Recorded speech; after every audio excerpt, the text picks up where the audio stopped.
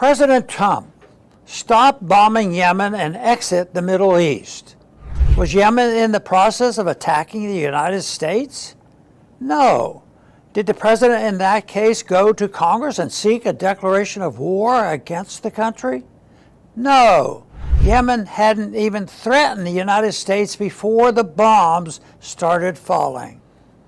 Over the weekend, President Trump ordered a massive military operation against the small country of Yemen.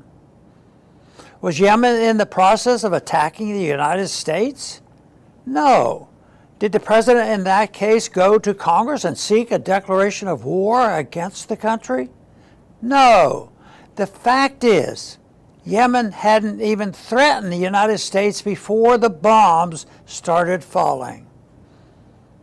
Last year, candidate Trump strongly criticized the Biden administration's obsession with foreign interventionism to the detriment of our problems at home.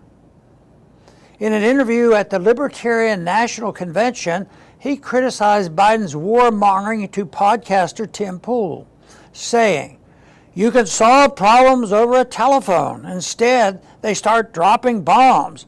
Recently, they're dropping bombs all over Yemen. You don't have to do that." Yet once in office, Trump turned to military force as his first option since the Israeli-Hamas ceasefire plan negotiated by President Trump's special envoy Steve Witkoff. Yemen was left Red Sea shipping alone.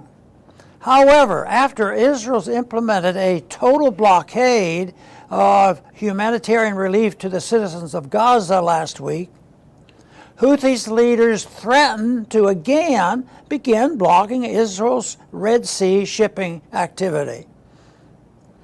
That was enough for President Trump to drop bombs and launch missiles for hours, killing several dozen Yemeni citizens, including women and children, in the process.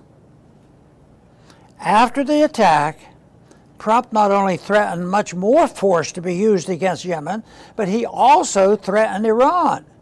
His national security advisor, Mike Waltz, added that the U.S. may start bombing Iranian ships in the area, a move that would certainly lead to a major Middle East war. Like recent Presidents Bush and Obama, candidate Trump promised peace after 4 years of Joe Biden's warmongering and World War III brinkmanship. There is little doubt that with our war-weary population, this proved the margin of his victory. Unfortunately, as with Bush and Obama, now that he is president, he appears to be heading down a different path. The Republican Party is gradually becoming a pro-peace, American First Party. But the warmongers and the neocons of the old line in the party are not going to let go so easily. Unfortunately, many of these dead enders have found their way to senior positions in Trump's administration, with voices of restraint and non-intervention nearly nowhere in sight among his top tier of advisors. To solve the Yemen problem, we must understand it. Russia and Chinese ships, for example, are not being threatened because they are not enabling the Israeli demolition of Gaza. The slaughter there has been facilitated with U.S. money and U.S. weapons. It is the U.S. doing Israelis' bidding, both in Gaza and in the Red Sea, that is painting a target on us and unnecessarily putting our troops at risk of retaliation. The U.S. government, starting with Biden and continuing now with Trump, seems eager to make this our war, even though, as Representative Thomas Massey pointed out over the weekend, Red Sea shipping is of minor importance to the U.S. economy.